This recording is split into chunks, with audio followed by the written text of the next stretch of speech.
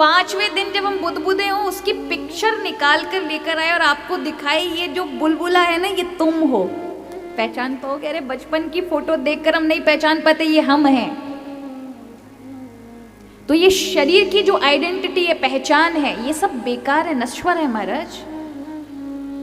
अगर पूरे जीवन में आप ये नहीं जान पाए कि वास्तविकता में आप हैं कौन, तब तक आपने जीवन का लाभ नहीं, ये जीवन ऐसे ही निकाल दिया। एक बार दक्षिण भारत में एक संत हुए, उनका नाम था रमण महर्षि, रमण ऋषि। एक बार उनके शिष्य ने, जो उनके घर आश्रम पे रसोइये का काम करता था, वो आकर कहता है, भगवान मैं मेरे अहंकार को मिटा नहीं पा रहा, मेरा मैंपन मिट नहीं रहा, तो मैं कैसे साधना में आगे बढ़ूं? रमण महर्षि कुछ नहीं बोले, मौन रहे। थोड़ी देर में वो प्रणाम करके रसोई में गया। अब संतों की माया महाराज कभी भी परीक्षा ले ले। तो उन्होंने रसोई में जाकर के वो व्यक्ति जाता जो भी कह के गया कि मेरा अहंकार, मेरापन नहीं दूर हो रहा, वहां उसकी किसी से एक बड़े, अपने से बड़े बुजुर्ग से लड़ाई हो जाती है। अब वो बड़ा बुजुर्ग कहता है, जानता नहीं मैं कौन हूं, बता दूंगा तुझे। तो ये वाला कहता है, तुम मुझे हल्के में मत लेना, तुझे नहीं पता मैं कौन हूं। इतने में रमण महर्षि आ जाते हैं। वो नाक पे हाथ रख करके दोनों को देखते हैं, और दोनों जब देखते हैं कि वहां पर ऋषि खड़े हैं, रमण महर्षि खड़े हैं, वो नाक पे हाथ रख के दोनों को देख रहे हैं, तो वो एकदम शर्मा गए दोनों।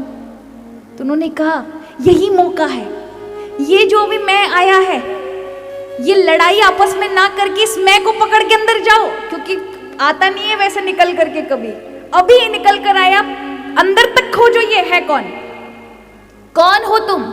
एक दूसरे से लड़ने की बजाय इस मैं को पकड़कर अंदर तक जाओ, हो कौन, यही मौका है तुम्हारे पास।